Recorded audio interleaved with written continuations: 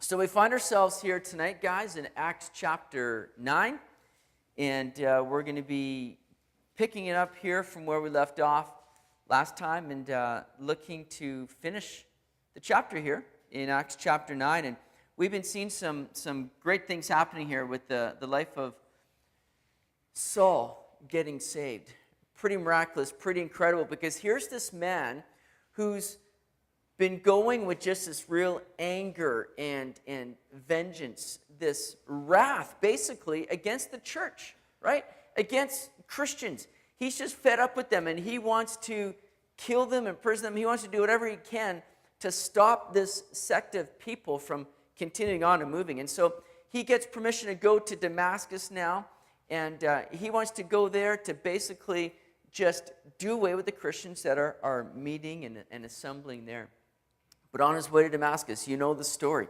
You know the encounter. We've heard it, I'm sure, many times before. Saul is confronted with Jesus Christ here, and Jesus just stops him in his tracks. I think that's so cool. And we talked about that, how, sometimes those people that seem the most far away, the most hard-hearted, people that we might write off and think there's no way, there's no hope for these people to ever get saved. Boy, sometimes those are the closest people that the Lord's just ready to shine into and begin to break up that hard heart. They've been resisting with so much effort and fire that it sometimes just clicks with them. The Lord shines in.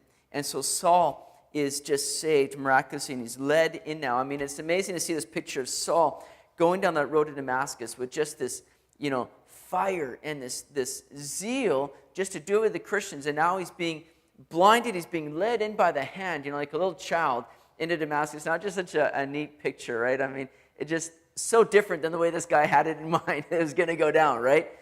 The Lord has a way just shaking things up, changing things. Well, we got all the way to verse 20, or verse 19, I should say. So we're going to pick it up here in verse 20 now. And you know what? Actually, just for a little bit of background, just to bring us up to speed, let's pick it up in verse 17, all right? And Ananias went his way and entered the house, and laying his hands on him, on Saul, he said, "Brother Saul, the Lord Jesus, who appeared to you on the road as you came, has sent me, that you may receive your sight and be filled with the Holy Spirit." Immediately there fell from his eyes something like scales, and he received his sight at once, and he arose and was baptized. So when he received food, he was strengthened. Then Saul spent some days with the disciples at Damascus. And then here it is in verse 20 where we pick it up. Immediately he preached this Christ in the synagogues, that he is the Son of God. Then all who heard were amazed and said, "Is this not he who destroyed those who called on this name in Jerusalem, and has come here for that purpose, so that he might bring them bound to the chief priests?" But Saul increased all the more in strength and confounded the Jews who dwelt in Damascus, proving that this Jesus is the Christ. So here's Saul now. He's saved. He's being strengthened, being renewed. I mean, the Lord's doing a work in him. For 3 days, he sat there just blinded, I'm sure with that imprint of Jesus just upon his eyes, nothing else, but just there with that vision of the Lord meeting him there on the Damascus road, that bright light shining into the darkness now. For 3 days, sitting there blinded and just getting this vision of the Lord just speaking to him. I mean, everything that Saul, thought was right and true is suddenly crashing down. I mean, there's a huge reprogramming going on in his brain right now and in his heart. But here he goes now, and he's ready to just start sharing. I mean, this guy's so pumped and excited, he just can't wait to get out there. So he goes into the synagogue. Now, it was a synagogue custom in this day that any able Jewish man could go and speak on the scriptures during the synagogue meetings. Now, Saul was a man that was trained by a very well-known and very well-revered rabbi, Gamaliel. So Saul easily passed this requirement to be one of these guys that could step in a synagogue and just begin to share. Say, "Hey guys, I got something I want to share."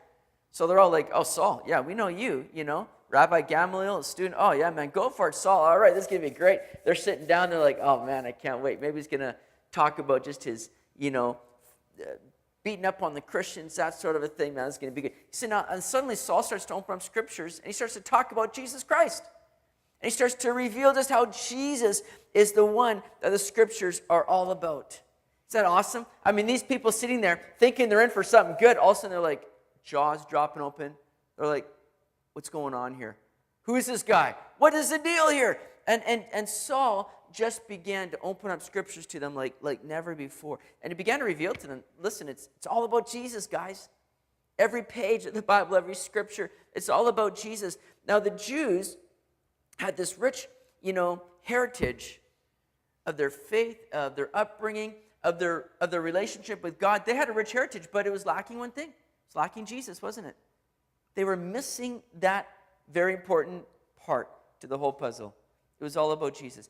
And unless you take that piece of the puzzle and you put it there, you're going to be lacking. You're going to be missing out. There are many people that are trying to live a religious life. They're trying to say, well, I have a faith in God, no doubt about it. Oh, I go to church or I go to this, and I have a very, spiritual life.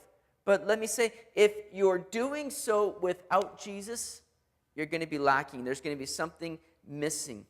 We need to have Jesus at the center of our life, everything we're doing, because it's all about Jesus. And Saul began to see that so clearly now, didn't he? And he just can't help but share that with people. Though the Jews knew their scriptures, they did not understand how so much of the Old Testament even, that's what's so great, how much of the Old Testament was all about Jesus, pointing to Jesus, being a picture of Jesus. Just like the Ethiopian, remember in chapter 8, right? Philip goes down and he's led by the Lord to meet this Ethiopian man who's there reading in Isaiah, right? Chapter 8, verse 34 of Acts here. And he's reading in this passage about the suffering servant. He's like, I don't understand who this is about. What is this talking about? And so Philip steps in and he goes, oh man, this is great, Lord. What an open door here. And he just begins to share with them, listen, it's all about Jesus. This is who the scripture is talking about. It's Jesus.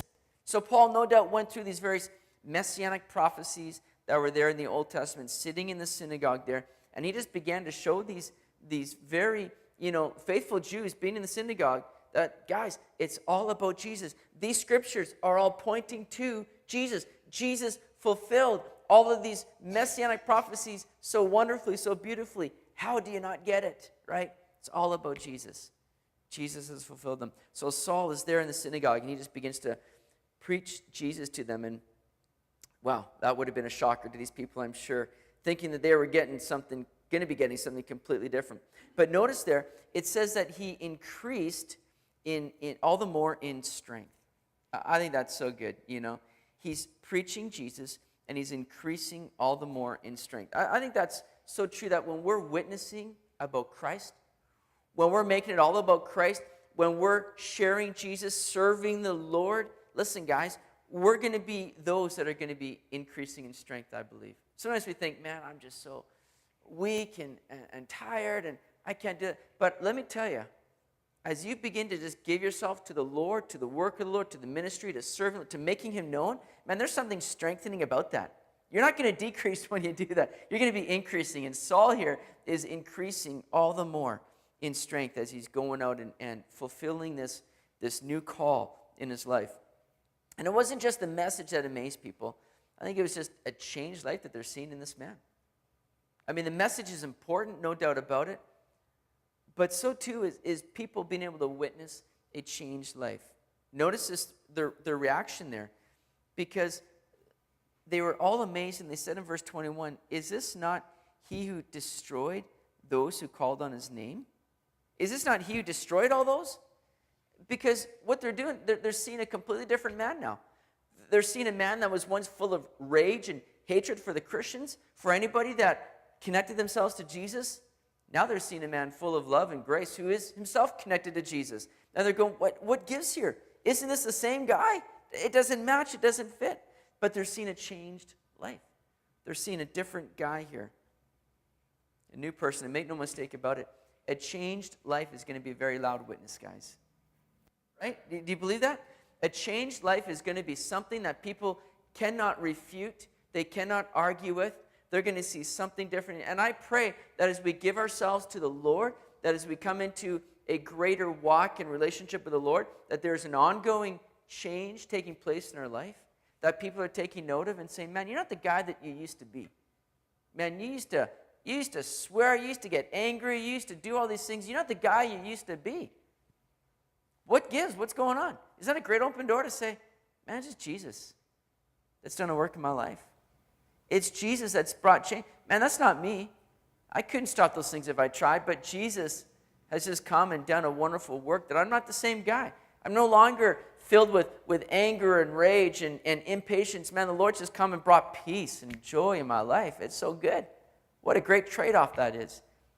May people see a changed life in us because it just communicates such a great witness. You may sit here and go, man, I can't go and witness to people because I don't know what to say. I don't know enough scriptures off the top of my head. I don't know how to communicate very well. Listen, again, not saying those things, not to just give up on those things. No, those are important. But listen, living a changed life is a huge witness, and it speaks very loudly. May we speak very loud in our witness of just a different life that we're living here. Now, look at verse 23. After many days were past, the Jews plotted to kill him. But their plot became known to Saul, and they watched the gates day and night to kill him. Then the disciples took him by night and let him down to the wall in a large basket. Now, notice those words in verse 23, after many days. Because there's a significant time period that's taking place here, all right? We read this, we just kind of go, oh man, this is all happening in pretty, quick, succinct order here. But this is a significant time period here. Notice what William Barclay said here. This is here Luke's account of what happened to Paul after his conversion. If we want to have the chronology of the whole period in our minds, we must also read Paul's own account of the matter in Galatians 1:15-24. When we put the two accounts together, we find here this chain of events that have taken place here that have happened. First of all, Saul is converted on the Damascus Road. We read that last week in chapter 8. Then he preaches in Damascus. And then he goes away, number 3, to Arabia, as Galatians 1:17 says. We're going to read Galatians in a second here. But then he returns and preaches in Damascus for a period of 3 years. Some aren't sure if he was in Arabia for 3 years or if combination between his time in Arabia and his time returning to Damascus. We don't know exactly how, but it was 3 years, the time frame. Whether how much of it was in Arabia, we're not totally sure. But he returns to Damascus, and this is taking place over 3 years now. And then he goes, number 5, to Jerusalem, as we're going to read coming up here. And then he escapes from Jerusalem to Caesarea, and he returns to the regions of Syria and Cilicia. So look at what Paul writes in Galatians 1. So again, when we read those words in verse 23, after many days, we're seeing here that there is a significant period of time and experience that Saul went through here. And we'll talk about that in a little bit. But here's Galatians 1, verse 15-19. But when it pleased God, who separated me from my mother's womb and called me through his grace to reveal a son in me, that I might preach him among the Gentiles, I did not immediately confer with flesh and blood. Nor did I go up to Jerusalem to those who were apostles before me, but I went to Arabia and returned again to Damascus. Then, notice this, after 3 years, I went up to Jerusalem to see Peter and remained with them 15 days. But I saw none of the other apostles except James, the Lord's brother. So, we see here that Paul spent some time in Arabia for a while. And Arabia was a very, desert kind of climate, right? It was a desert place that Saul was led to. But it was a time where Saul was going to be trained and he was going to be prepared by the Holy Spirit. Sometimes those desert experiences are the places where learning and growing takes place, where it has to take place because it gets us away from sometimes just the distractions, the things that we're going through in life. And the Lord allows us sometimes to go through those desert experiences because it's in those places that we learn all the more how I've got nothing but the Lord and how I need to hold on to him, look to him, depend on him day by day, in every hour of every day, how I've got nothing but the Lord Jesus. And it's in those times, those desert experiences, that we notice in our lives. I'm sure many of you that have been through those times, you just encounter real growth that takes place, a real connection, a real intimacy with the Lord that develops, that maybe wouldn't have happened otherwise. We know through Scripture that the Lord oftentimes brought his men that he wanted to use greatly, he brought them through a wilderness or desert experience to grow them, to strip them of self, and then to retool them with what he had for them. And Saul's no different here. Saul's going through this school of ministry there in the desert.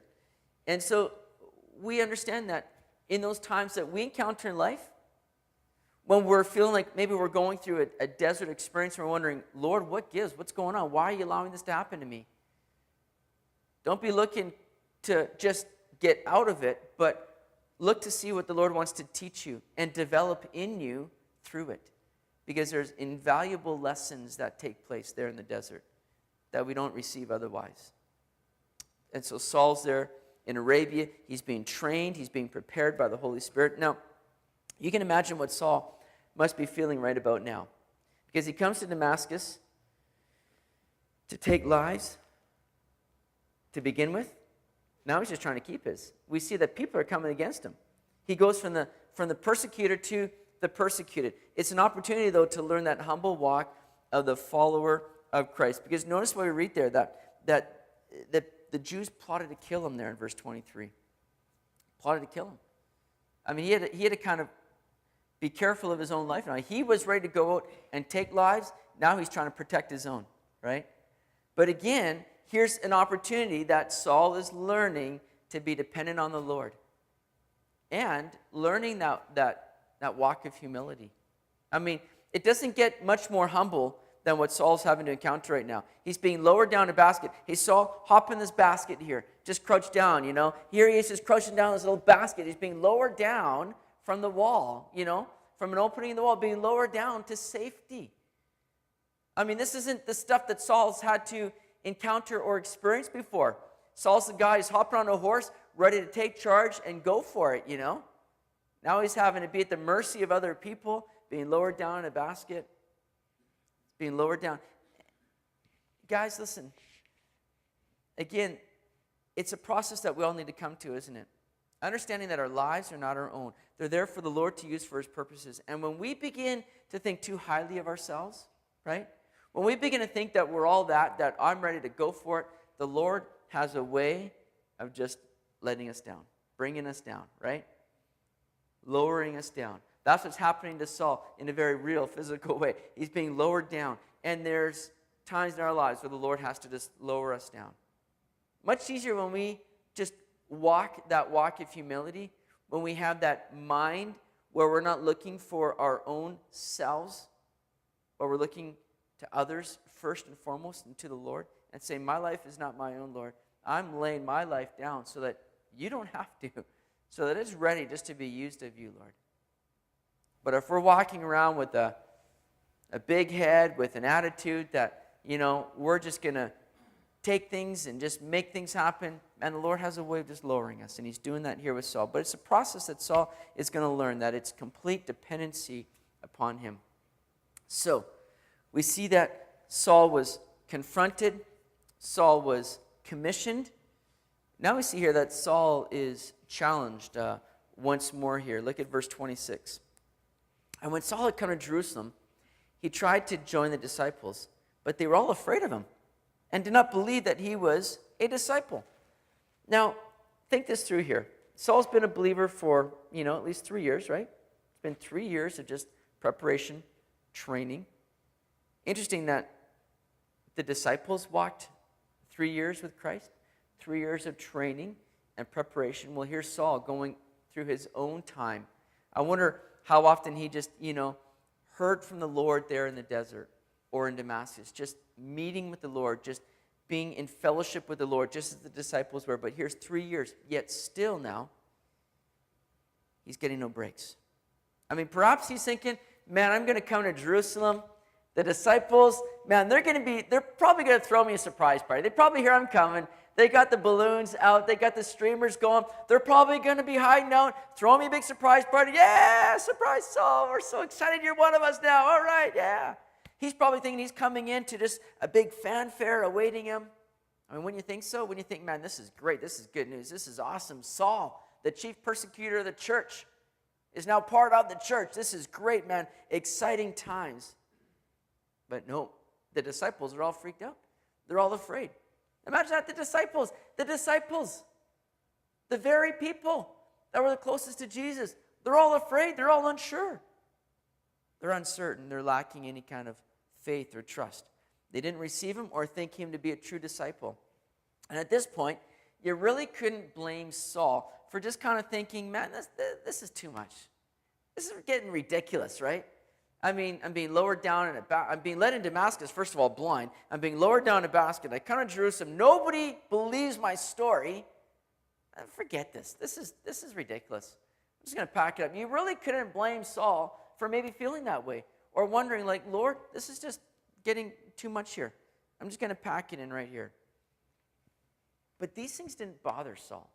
Why? Because he had his eyes on the Lord, right? All this is for the Lord, being done unto the Lord. His life was the Lord's.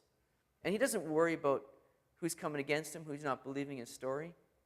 He's saying, my eyes are on the Lord. You know, when trouble comes or people let you down or people discourage you, and keep your eyes on Jesus because he's faithful. He will not change and he will not let you down. Don't worry about what other people are doing. Keep your eyes on Jesus, right? Keep serving the Lord. People will let you down. People will discourage you, but Jesus never will.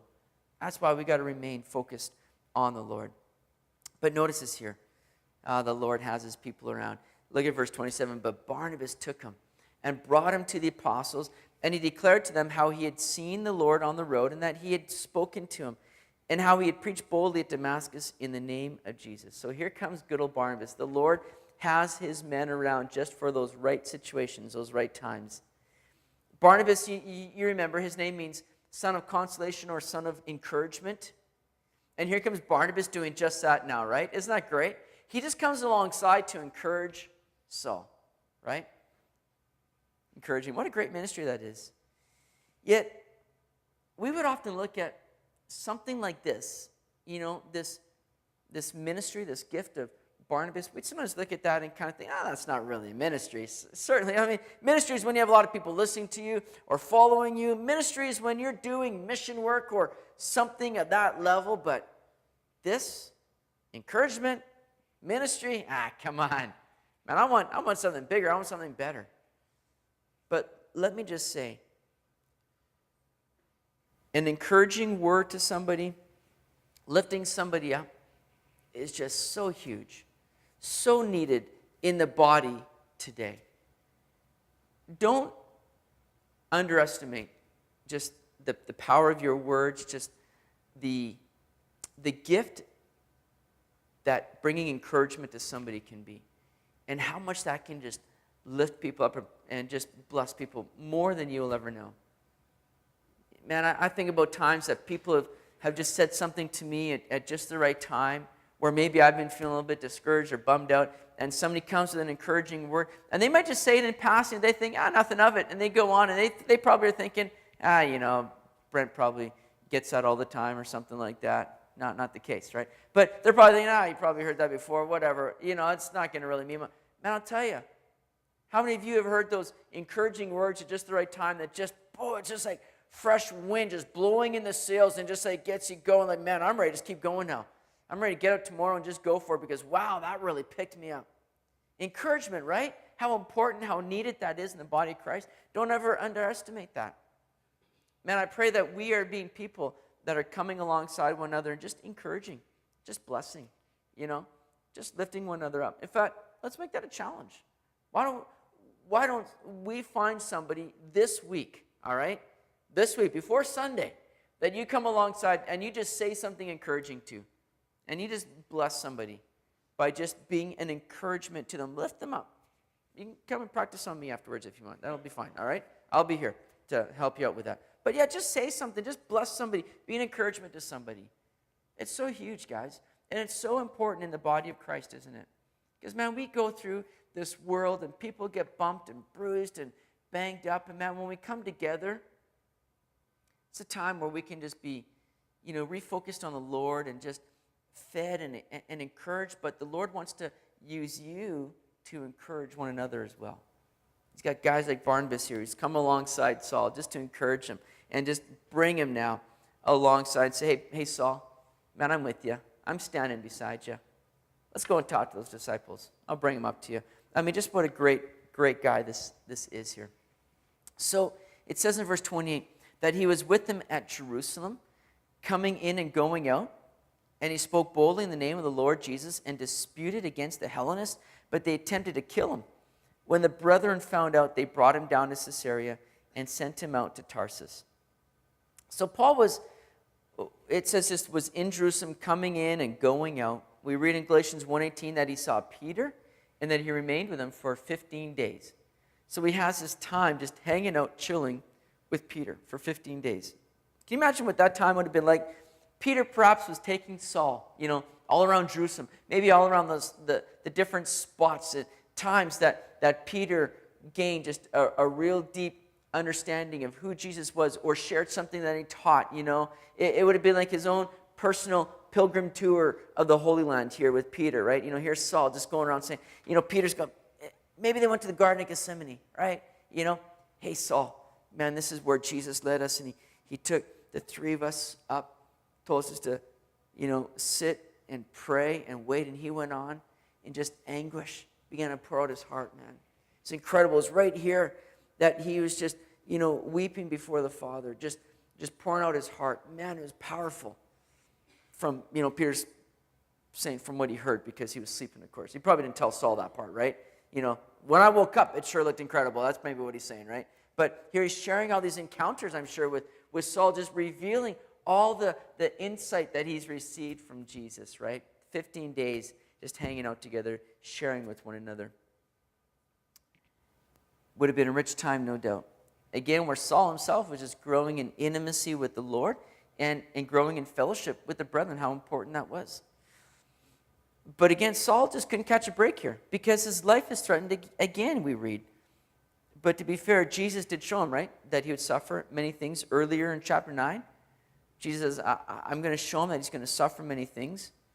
And perhaps Saul is thinking, I just didn't know it would be this much this soon, right? I mean, this is pretty constant. This is pretty consistent right now. I'm just getting hammered here, left, right, and center. I thought maybe 10 years down the road, but not like 3 years into it here. Maybe he's thinking, this is just a little bit unfair. This is a bit of a deal breaker right now, Lord. I think this is time for me just to check out, right? But again, the Lord did give a wonderful promise, didn't he, to those that would be persecuted, those that would go through this sort of suffering. Jesus said in Matthew 5, verse 10 and 12, blessed are those who are persecuted for righteousness' sake, for theirs is the kingdom of heaven. Blessed are you when they revile and persecute you and say all kinds of evil against you falsely for my sake. And he says, rejoice and be exceedingly glad, for great is your reward in heaven, for so they persecuted the prophets who were before you. Isn't that great? Rejoice, he says, and be exceedingly glad. That's incredible. Rejoice in the midst of suffering and persecution, because the Lord knows, listen, you're reaping there an eternal reward in doing so. When you're standing for me and you're being persecuted for that, there's an eternal reward that's attached to that. And Saul knew that very well. He began to share with us in his writings, how we're citizens of heaven, right? And we're storing up these things in heaven. This life is not our life. This world is not our home. He had his eyes set on what was coming. And Saul, I believe, knew this so well and lived it so truly. He was rejoicing in these things, knowing that there was a greater reward in heaven. If you're going to be a true friend of Christ, don't expect to be a friend with the world, right? If you're going to be a true friend of Christ, don't expect to be a true friend with the world.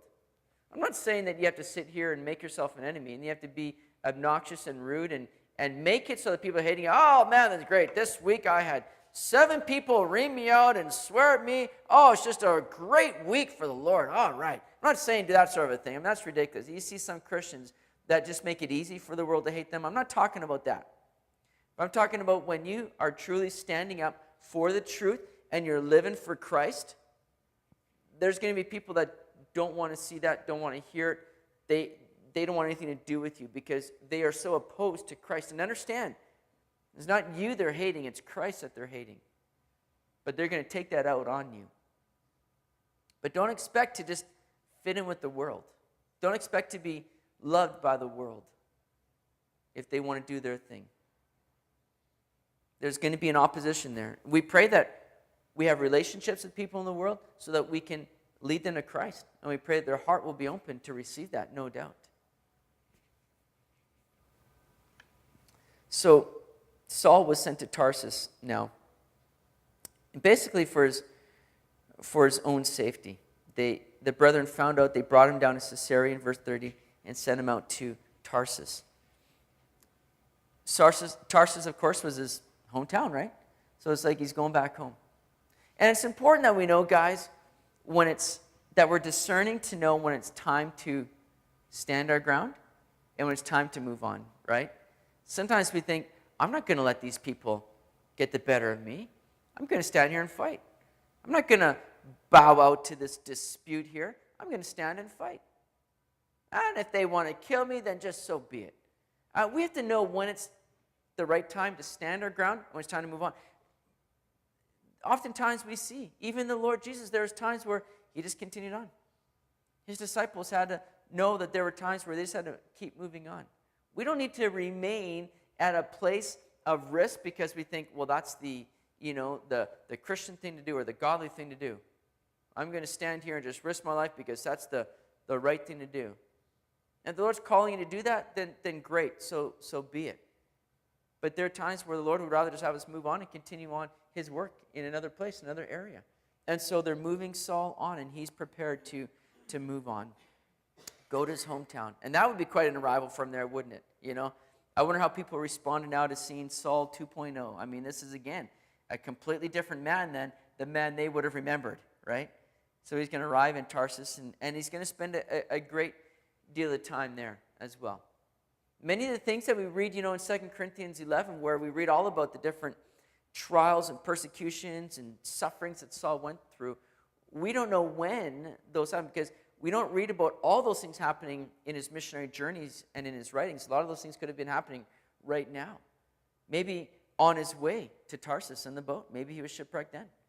Maybe he went through different persecutions there in Tarsus. We don't know, but there are many things that happened where we don't know exactly where they fit in his life. But here is opportunity for it to be happening right now.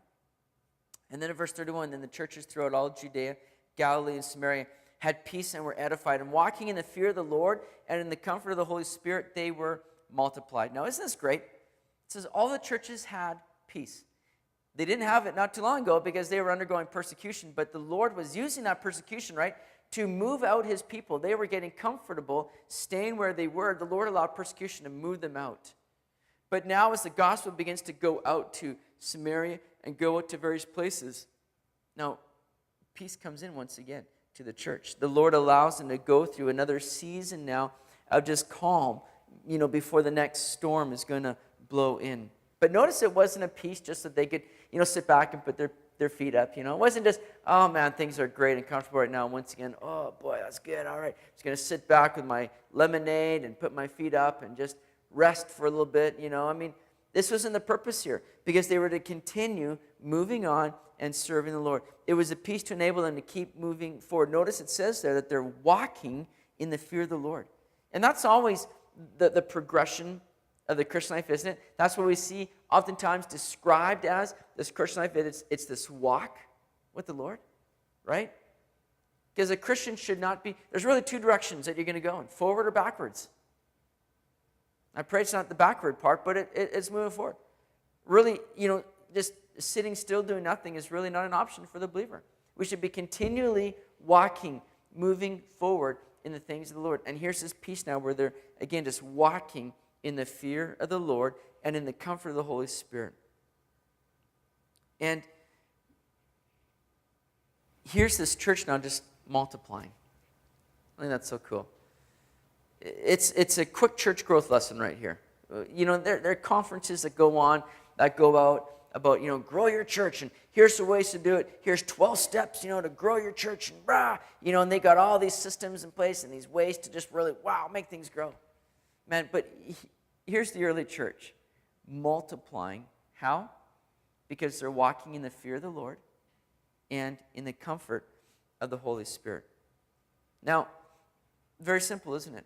Now, our life is not to be this fear-based life where we're afraid of the Lord. That's not what it's talking about here, but it's about having a right reverence to the Lord, having this sense of awe of just the greatness and the majesty of the Lord, having a fear of the Lord, having a reverence for him. But then there's also now this comfort of the Holy Spirit. Again, being comforted. And I believe for the Christian life, there should be a wonderful balance there in that. That we're having this right reverence for the Lord, but we're also being comforted in the Holy Spirit. You know, we're having a right respect for the Lord, but we're just being put at ease by the Holy Spirit in a sense here. A great balance that the Christian life should have. I'm thankful for that the Lord has just shown his greatness and his might, but he's displayed that grace to us, and he sent us his Holy Spirit to just equip us and enable us to carry out these very things for the Lord. And not to do it out of any kind of, fear-based or works-based, performance-based mentality, but just to go about serving him with just the comfort of the Holy Spirit. And to do so because we love him, because he loves us, because of all he's done for us, having that right awe of the Lord. Great balance there in the life of the believer. So, we move on to verse 32, and now Peter comes back into the scene. It says there, it came to pass as Peter went through all parts of the country that he also came down to the saints who dwelt in Lydda. There he found a certain man named Aeneas, who had been bedridden 8 years and was paralyzed. And Peter said to him, Aeneas, Jesus, the Christ, heals you. Arise and make your bed. Then he arose immediately. So all who dwelt at Lydda and Sharon saw him and turned to the Lord. So Peter was now following Jesus' words of taking the gospel outside of Jerusalem. And as he does, he comes across an opportunity to just touch the life. If we look at our lives as just walking through this world as a constant ministry, God's going to give us opportunity to minister. Everything you do, think about that, guys. Everything that you're doing, think of it as just being, here's an opportunity to minister. My life, though I'm driving to work, though I might be sitting at a desk at work or doing this or doing that thing or going here or going there, I'm a minister of the Lord. I'm a servant of the Lord. And I'm just going to carry out this life of just ministry to the Lord. And when you do that, guys, when you have that attitude, that mentality, the Lord's going to open up doors of ministry for you. And Peter's doing that. He's just out cruising around, but now suddenly opportunities to minister are popping up here. And we're going to see that in a couple ways here. And I love this about Peter. Look at this here. What does he say to this man? Jesus, the Christ, heals you. Peter is sure to give all glory to God. Jesus is the one doing the work. He's the healer, and Peter is sure to make mention of that and to very clearly identify the source of this healing for this man. Peter's not saying or taking any credit for this. Jesus, the Christ, heals you. We're just the instrument. We're the conduit here. And so he says, arise and make your bed. If you have kids, it's a great scripture to put up in their bedroom, right? Put a little plaque right there. Arise and make your bed. That's a good thing just to put before them. All right, a little side note there for you, a little help. And notice there that he arose immediately, so all who dwelt there saw him and turned to the Lord in verse 35. They turned to the Lord. I like that. Because though this man is a walking miracle, he wasn't drawing people to himself. People weren't flocking to him going, oh man, it's incredible. What's that like? Wow, let me see what that's, wow. Let me touch you. Or they're not running to Peter going, Peter, how'd you do that? That was incredible. That's so awesome. No, this act takes place in a way where people are turning to the Lord. I think that's so cool that they're not drawing attention to themselves. I pray that we, as ministers of the Lord, are not drawing attention to ourselves. Be careful of that. Be careful that you're not doing something in a way where you're drawing the attention to yourself, but you're deflecting it, and it's going all to the Lord. You know that it's really a work of the Lord when you carry out something and people are just giving praise to God for it. That's a great way to know that, man, that's just the Lord at work here in that. They turned to the Lord as they saw that. May that be so with us, that whatever we do, it just turns people to the Lord and not to us. And then in verse 36, at Joppa, there was a certain disciple named Tabitha, which is translated Dorcas. And you don't want that translation happening too much for her name. That's not fun, but we'll go Tabitha. But this woman was full of good works and charitable deeds, which she did. Now, Joppa is modern-day Jaffa, all right? And maybe Joppa comes to mind because this was the place that Jonah ran to get away from that call to do what? To go and preach to the Ninevites, right? To a Gentile nation. Jonah wanted nothing to do with them. He was prejudiced. He thought, they don't deserve to be saved.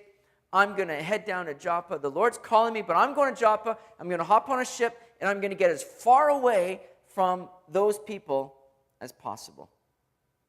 This is where it's going on. And this is very interesting because it's going to be at Joppa now where, again, the call comes to Peter to go and take the gospel to who? The Gentiles. This is very fitting, very good. And so here's this woman now. It says she's full of good works and charitable deeds. Now, aren't you glad that you're not saved because of good works? We know that, and let's just remind ourselves of that. Listen, you're not saved. You don't gain any favor with God because of good works. Don't think that your good works are helping you get to heaven. They're not. But we're saved, as Ephesians 2:10 tells us, we're saved for good works. We're not saved because of good works, but we're saved for good works. We should not shy away from good works. Now, don't think, we're not saved because of good works, so I'm just not going to do it. No, don't shy away from doing them. Because, again, that demonstrates a life that's being lived for the Lord, serving the Lord. And here's this woman now who's full of good works and charitable deeds. I pray that we're not squandering this life that Christ has given you away by just living it selfishly. May we be a people who are living a life that's full of good works, that's blessing others around us, blessing the Lord, that's encouraging, as we were talking about earlier, that's opening ourselves up to just ministry in whatever form, whatever place, whatever way that might take place. But we're saying, Lord, let my life count. Let my life be used of you and for you. May my life be lived for good works, good things that will ultimately bring praise and glory to you. What did Jesus say in Matthew 5? Let your light so shine before men that they may see your good works and praise your Father in heaven. Man, that's it. Let it bring glory to God. So, doing those for the right reasons.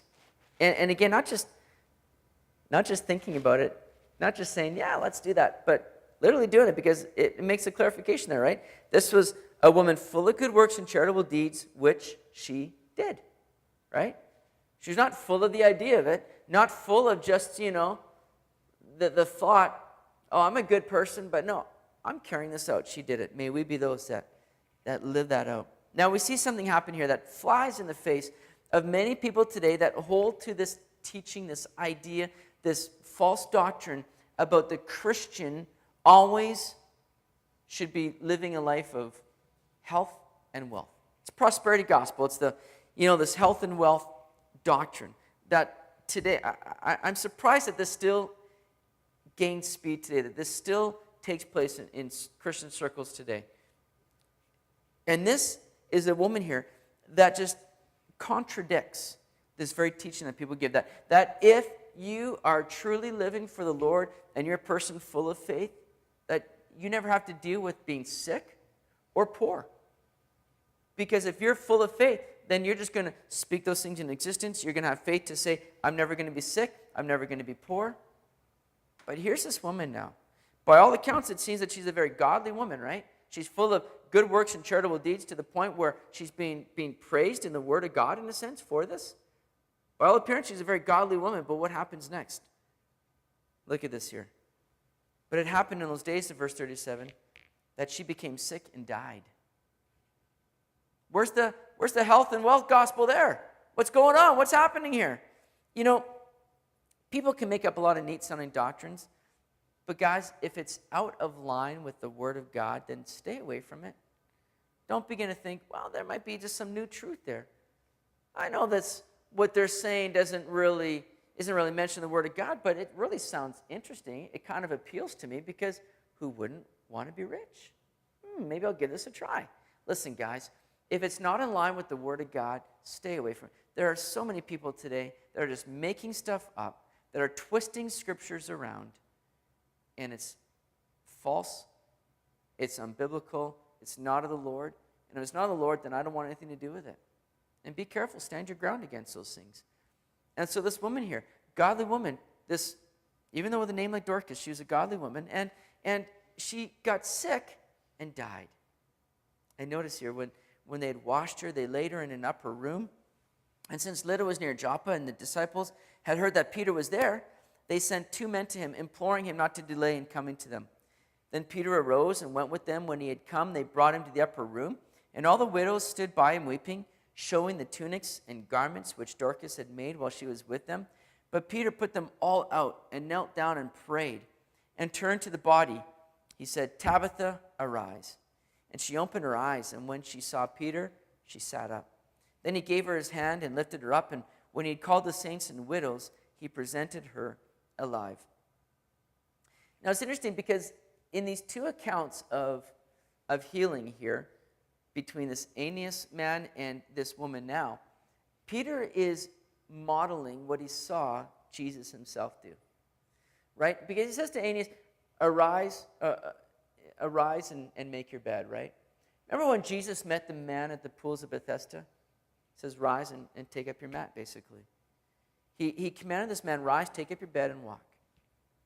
And here's Peter now saying much the same thing, arise and make your bed. And when Jesus himself came into the home of Jairus and his daughter who had passed away, remember the scene there as people were assembled together and they're weeping and crying and just mourning. What does Jesus do? He puts them all out. And he says to this girl who had passed away, he says, Talitha cumi, which means little girl, arise. And here's Peter simply saying again, Tabitha, arise. And what did Peter do? He put all the mourners out again. Now in this day, what they would do at a funeral, when a person died, they would hire out mourners because they wanted to really show this heaviness of anguish, and they wanted to just let it be heard. And the more that they could hire, the more sound they could make to really demonstrate how saddened we are, how much grief there is here. And the people are there and they're just mourning, but they're also thinking, what are you doing? You know, Jesus said she's only sleeping. They're all sitting there going, what are you talking about? Only sleeping. There's no way. She's dead. Jesus puts them out. Peter comes and he puts them out because they were counterproductive to the work that was to be done. And their influence could have discouraged greatly the faith in others. You know, there comes a time, guys, where, again, we need to put those things out of our lives that are counterproductive to our just growing in the Lord, to our knowing the Lord more, whether that be various things, maybe sources of entertainment, maybe friends that are dragging us down and hindering us in our walk with the Lord. There are times where we need to take those actions of putting things out of our lives. Maybe it's for a season and a time. Maybe it's a permanent work. But there are times where we need to put things out of our lives where we recognize these things are counterproductive to me growing in the Lord, to me seeing the work of God being done in my life. I'm not going to be held back any longer. Jesus comes and he puts these people out. Peter puts them out. And they say much the same thing. Peter here is simply, again, following in that example that he saw his master give. Now, when you come upon situations in your life, guys, when you come upon problems, difficulties that you wonder, man, what am I to do? And look to Jesus and just simply do what Jesus did. It's often a safe place to go to. It's often the first place of action. You know, what did Jesus do here? What would Jesus do? That'd be a great thing. I should make some bracelets or something of that. What would Jesus do? That'd be good. Make some money off that maybe. Okay, well, I'll think about that later. Now, and I love this picture here at the end of verse 41. What do we read those last few lines? He presented her alive. Isn't that good? He presented her alive. I like that picture because think of the reaction and the response from the people that were witnessing this. Again, this wasn't done just for Dorcas here. I'm sure she would have been much happier to stay in heaven. You know, Peter, what are you doing? I was pretty much enjoying where I was. I'm back here. Oh, man. This wasn't for this isn't Dorcas going, oh, thank you, Peter. Wonderful. This is for the people here to see, again, this newness of life that was given. She was brought back to life to be a witness now of the power of God. And in much the same way, guys, the Bible says that we have passed from death to life. John chapter 5, verse 24, we have passed from death to life. So that we as well can be a witness of the power of God that's at work. Again, we've talked a lot about this here. The witness of a changed life. And I pray that we're living that out, this witness of a changed life. I pray that you're not the same person that you once were before you came to the Lord. And I pray that as you walk with the Lord and grow in the Lord, that you're not the same person you were when you first got saved, or the same person that you were a month or a year after you got saved. But I pray there's an ongoing work that's taking place in your life where you're continually encountering just that newness of life that the Lord has for you. Where people are looking and saying, man, there's just something radically different about you.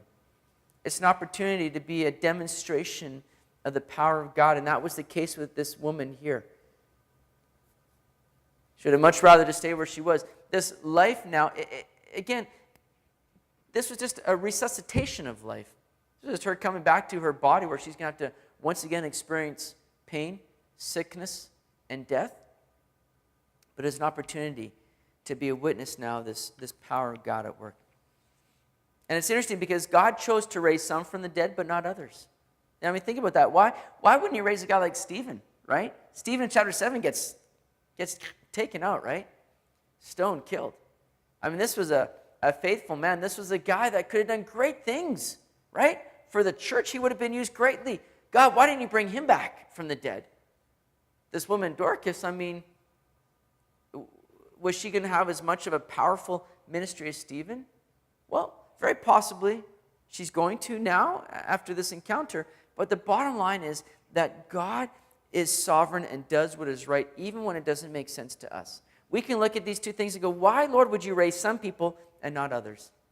You've got the power to do it all. His ways are always perfect, though, we know. And when we're on his side of eternity, it's going to all make sense. There's going to come a day when we're going to understand why he did what he did, and it's all going to make sense to us. But it's why we continue on in faith, because we know that God does all things well. And God has a perfect plan and reason for what he does. Though it doesn't make sense to us, it doesn't have to. Because God's so much bigger than us, right? Yeah, I find it funny when we keep trying to figure out God, when we keep trying to make sense of God. We're not gonna, guys. We're not gonna. We can grow in the Lord, no doubt, through his word. We can know him more. But we're not always going to make complete sense of God. That's why we continue on in faith and live. Without faith, it's impossible to please God. So we continue on in faith and say, Lord, I may not always understand what you're doing or how this is all going to, come to play here, but Lord, I'm just going to continue on in faith and know that you've got it under control. And that's good enough for me. Well, this woman here is raised to life. And this weekend, we remember and celebrate this very work that's even done in a greater way. Because like I said, this woman was resuscitated, all right? She's going to come back, to life, but only to have to experience this all over again. Same with Lazarus. Same with Jairus' daughter. They're going to encounter this all over again. But we come to this weekend now, Resurrection Sunday, where we remember the first fruits. We celebrate the first fruits of this resurrected life. Jesus Christ, who conquered sin and death, and who is resurrected never to die again, and promising us now eternal life, right? Eternal life, where we will not have to encounter death, but rather move on to better life, glorious life with the Lord. What a great promise that is for us. And that's why this week, I pray this whole week again, I prayed something that we're always having before us and being thankful of, the life we have in Christ. But especially this weekend as we just remember how he died on the cross to bring the forgiveness of sin, but he rose again, validating the very work, ascended to heaven to show that it's accepted now, that we can now have life in Christ and a right relationship before God. Man, what a great gift that is. And we look at a life like Dorcas and go, man, that's incredible. That's amazing. Imagine that happening. You know what? It's the work the Lord has done in our lives. Because he's raised us out from the ash heap. He's raised us up from death and made us pass from death to life. He's done that in our lives right now. Praise the Lord for that. Amen? So, became known throughout all Joppa, and many believed on the Lord. So it was that he stayed many days in Joppa with Simon. a tanner. Now this is interesting. We're wrapping it up here, but this just really kind of leads in now to our study next week in Acts chapter 10, because we're seeing with Peter now a real change of heart. This is a man that's not getting all conflicted with traditions and in turmoil over, man, how am I to carry out my Jewish, heritage here? He's softening. He's seeing the grace of the Lord at work now, all right? And he himself is softening. Why do we know that? Because it says that he stayed many days in Joppa with Simon, a tanner. What was a tanner? A tanner was a man that worked with dead animals, with their skins. Now that was something that would have made them ceremoniously unclean. It was somebody that the Jews would have wanted to avoid. In fact, in Jewish tradition, it was said that if a woman was betrothed to a man who kept this business a secret, and she found out later that he was a tanner, well, it was grounds for that betrothal to be void. I mean, it was a serious thing, that people would not want to do anything or have any association. A good Jew would not want to have any association with a tanner, yet here's Peter staying at his house, right? You're not saying, listen, you got a tent maybe in the yard, maybe a cot, something, but going in the house, that's still, I'm working through this, give me time. No, he's like right there, right? You were seeing this change of heart in Peter where he's seeing that it's no longer about this legalistic attitude here. The walls of prejudice and legalism are being knocked down in his life, and he's experiencing this freedom of God's grace.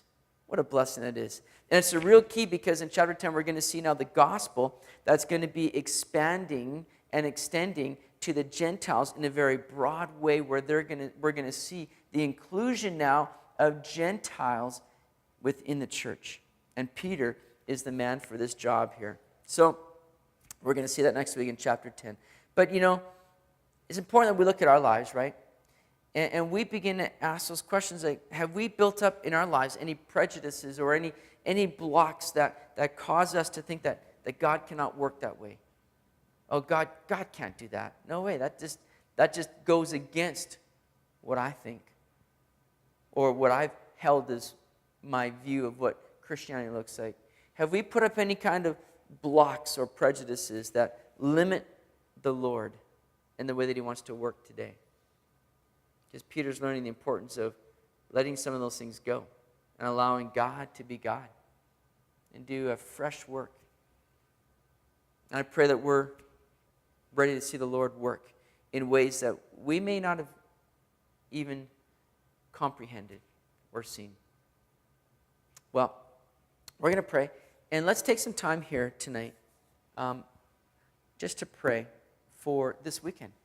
I really just have it on my heart just to really lead out in prayer for, as we're seeing here in our study, just the work that the Lord's doing, going out to individuals, going out to people, saving people. I mean, starting right with Saul, of all people, saving him. And Saul being used to go and minister to other people, and Peter going and ministering to other people. How the Lord wants to reach out and change lives. And this Sunday is a Sunday that oftentimes people think, I don't normally go to church, but I'm going to go to church Easter Sunday. That will kind of do my part for the year, right? That's how some people think, eh? But let's pray that the Lord will lead out people to our service on Sunday. And let's pray that as they do, they're going to be confronted with the love of God, with the truth of the gospel, and the Lord's going to work in their hearts and save them. Let's pray specifically for that.